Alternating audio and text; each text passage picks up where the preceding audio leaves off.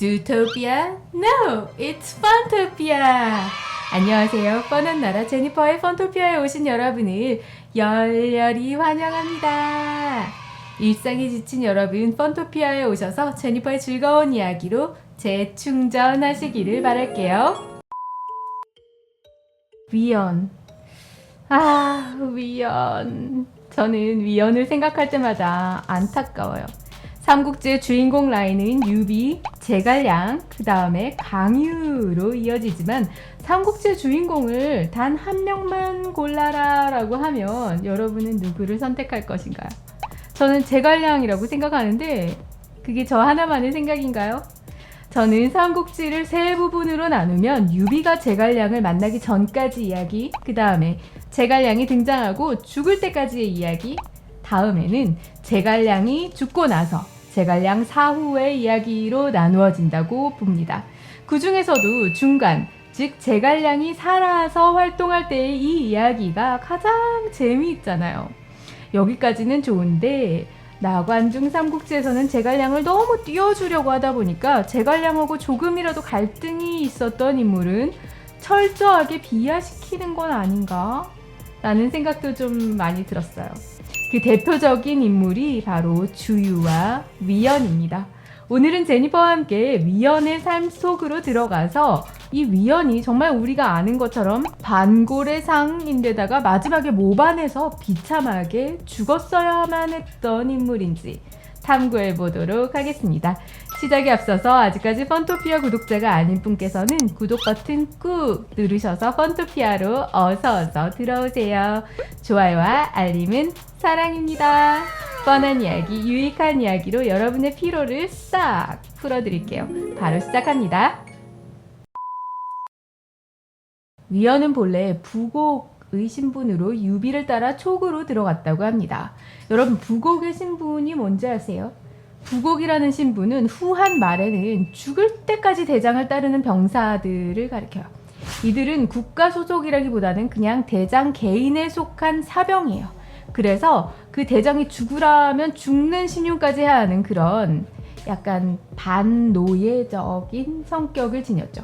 남북조 시대 후에 이 계층은 노예나 노비 같은 신분을 가리키는 뜻으로 변화가 됩니다. 그런데 바로 위연이 유비의 부곡이라는 말이에요. 일반 사졸보다도 신분이 더 낮은 거죠. 하지만 위연은 수차례 공을 세워서 아문장군에 오릅니다. 부곡 신분에서 아문장군이라니 이 위연의 활약이 얼마나 탁월했는지를 알 수 있는 대목일 뿐만 아니고 그의 주변에 그를 시기하는 사람들도 많았을 것이라고 쉽게 추정할 수 있는 대목이기도 합니다. 한중을 차지한 후에 성도마저 점령한 유비는 이제 한중을 지킬 사람이 필요한 거예요. 사람들은 모두 그 일은 장비 거지 하면서 장비가 그 임무를 맡게 될 것이다 라고 예측했고, 장비 역시 그럴 줄 알았는데 이 유비는 모두의 예상을 깨버리고 위연을 한중 태수로 임명합니다. 관록으로 치면 당연히 장비가 적합한 인물이었는데 그 다음에는 또 유비를 오랫동안 따랐던 조운이 적격 아니었나요? 그런데 왜 유비는 이 둘을 제치고 위연을 한중태수로 삼았을까요? 제가 언제 한번 다루려고 하는데 유비는 이 사람을, 인재를 보는 눈이 탁월했구나 싶어요. 유비는 위연에게서 관우나 장비에게 없는 다른 면을 본 것 같다는 생각을 해봤습니다. 관우나 장비는 만인지적이라고 할 만큼 무예가 뛰어났어요. 하지만 아시죠? 당시는 무예 하나로 전투의 승패가 결정돼버리는 그 시기가 아니었어요. 삼국지 연의에서는 장수의 무예 솜씨 하나로 승과 패의 상황이 결정되는 상황이 종종 연출되는데 이것은 소설적인 재미를 위한 설정이지 사실은 아닙니다. 익주로 돌아오는 요충지인 한중은 유비 세력의 생존 여부를 결정하는 대단히 중요한 자리였어요. 유비는 위연이 단순히 무공만이 뛰어난 것이 아니고 지략 또한 관우나 장비보다는 더 위구나, 뛰어났구나 라고 판단했던 것으로 보여집니다. 이러한 유비의 판단에 대해서 삼국 역사연구의 대가인 허츠취아는 위연이라는 인물의 가치를 알아보고 적재적소에 배치한 유비의 안목을 극찬하는 거예요. 유비는 신하들을 모두 모아놓고 위원에게 이제 경에게 중임을 맡겼으니 경은 그 자리에서 어떻게 할 것이오? 라고 묻자 위원은 만약 조조가 천하의 군대를 동원하여 공격한다면 저는 대왕을 위해 그들을 막겠습니다. 조조의 편장이 거느린 10만 병력이 이르면 저는 대왕을 위해 그들을 괴멸시켜버리겠습니다. 라고 말했다고요. 우와, 이 유비하고 주변 사람들 일이 이렇게 딱 벌어지는 거예요. 위원의 지략을 알 수 있게 하는 대목으로 그가 제안한 자오곡계책을 예를 들 수 있습니다. 그의 말을 한번 들어볼게요. 지금 장안은 조조의 사위인 하후무가 지키고 있는데 지모도 용기도 없다고 합니다. 지금 제게 정예 5,000명을 주시면 곧장 장안으로 진격해 들어가겠습니다. 하우무는 저 위원이 습격해온다는 소식을 들으면 틀림없이 도망칠 것입니다. 그가 떠나고 나면 장안에는 문관들만 남을 것입니다. 위나라가 병력을 모으는데 20일은 좋게 걸릴 것이므로 승상의 대군은 쉽게 장안에 이를 수 있습니다. 이와 같이 하면 함양 서쪽 지역을 일거에 평정할 수 있습니다. 위원의 좌우곡계책에 대한 제 입장은 제가 전에 리뷰했던 내용을 끝에 붙여드릴 테니까 참고하시기를 바랄게요. 간단히 다시 말씀드리면 유비 사후에 이제 위나라는 촉에는 인재가 없구나 라고 생각을 해서 촉이 출병을 한다고 하는데도 아무런 대비도 하지 않았어요.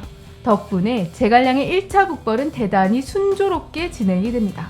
남한, 천수 그리고 안정의 세 개군은 촉군의 공격 소식에 곧바로 항복을 해버린 것입니다. 하지만 이 마속의 어이없는 실책 때문에 이 기회를 잃고 앞서 세운 공도 모두 허사가 돼버린 거예요.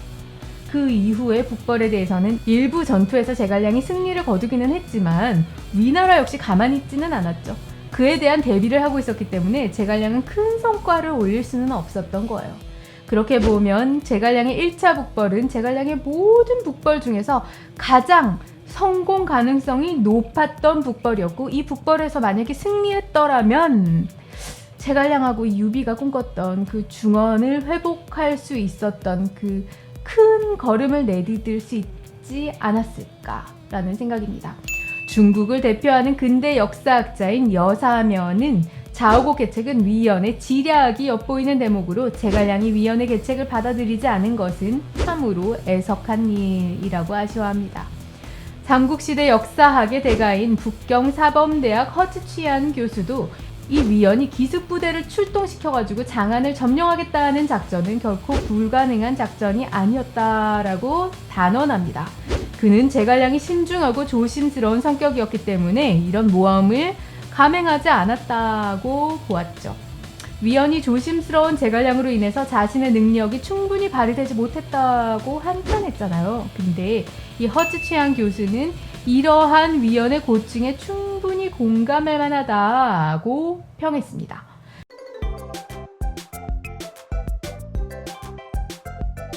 삼국지 연의를 보면 제갈량의 사후 위연이 제갈량의 회군 명령에 불만을 품어버리고 반란을 일으킨 걸로 되어 있죠.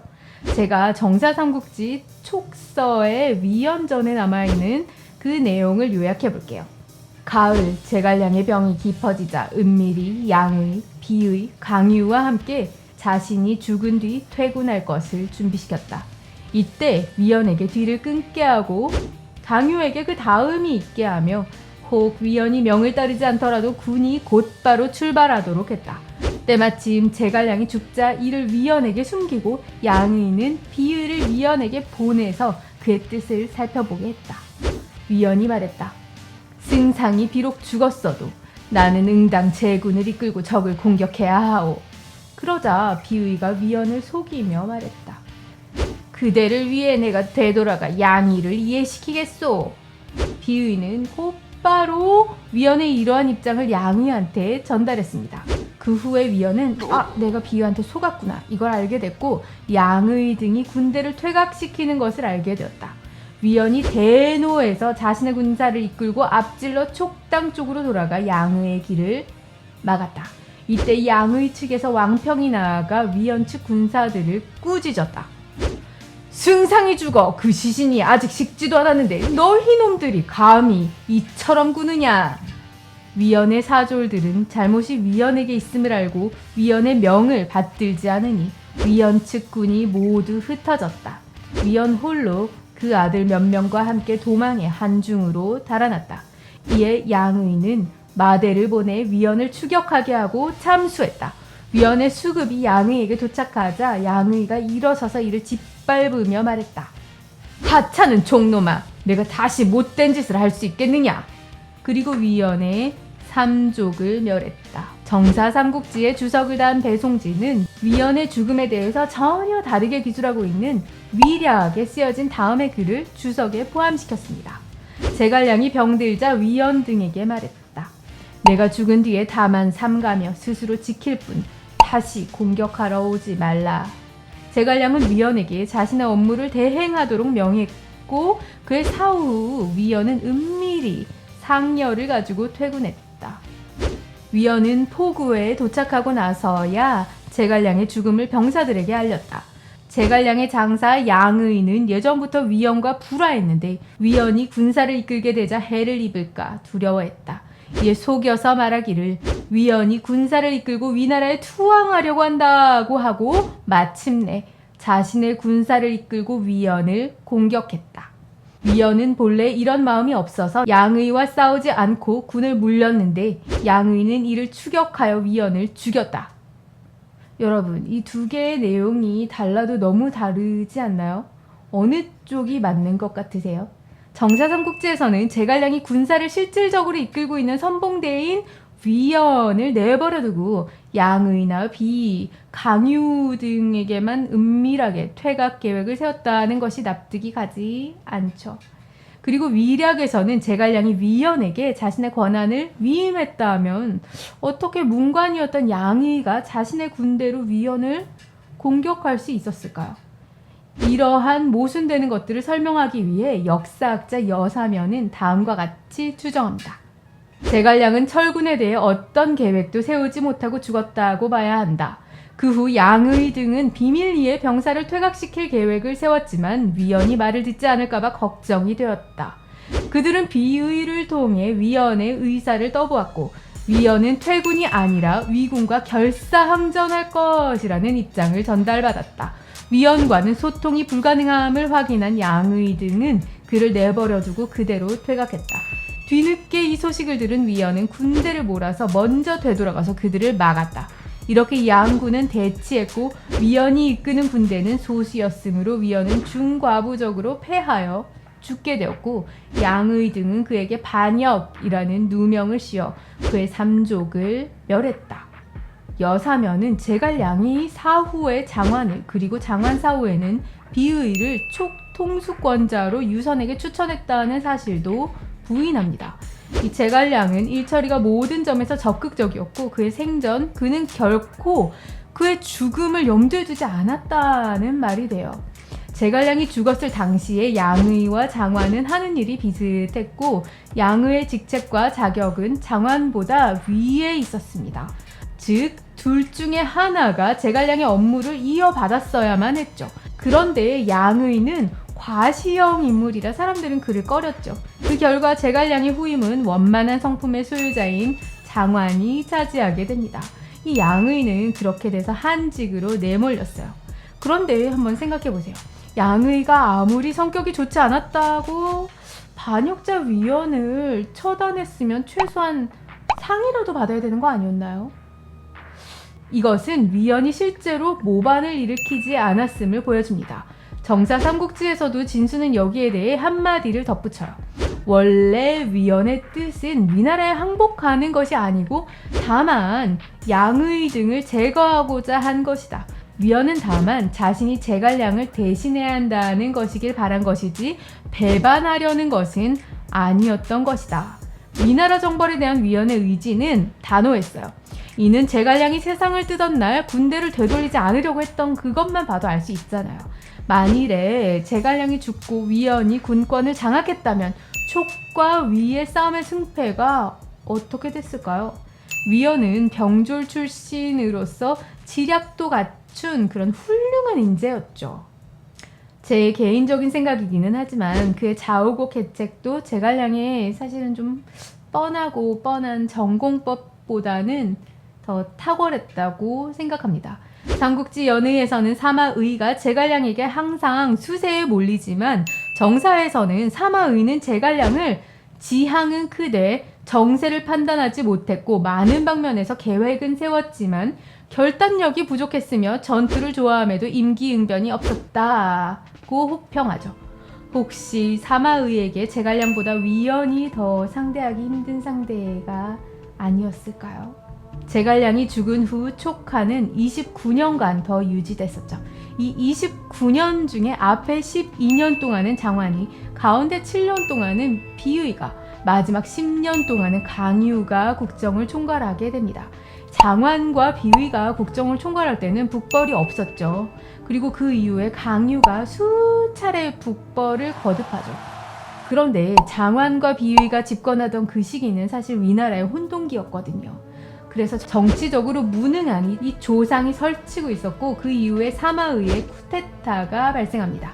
그 이후에 위나라는 사마씨의 권력 독점으로 이제는 안정기를 맞이하는데 촉에서는 이때 비의가 죽고 강유가 드디어 병권을 쥐고 집중적으로 북벌을 감행했던 시기였어요. 그러니까 촉의 공격 타이밍이 틀렸다는 거죠. 역사학자 여사면은 위연이 이때 죽지 않고 만약에 군권을 쥐었더라면 그는 강력한 북벌론자로서 위의 혼동기라는 찬스를 놓치지 않고 북벌을 감행해서 좋은 기회를 잡을 수도 있지 않았을까 하며 아쉬워합니다. 결과적으로 위연의 죽음은 촉한으로서는 커다란 손실이 아닐 수가 없었던 것입니다.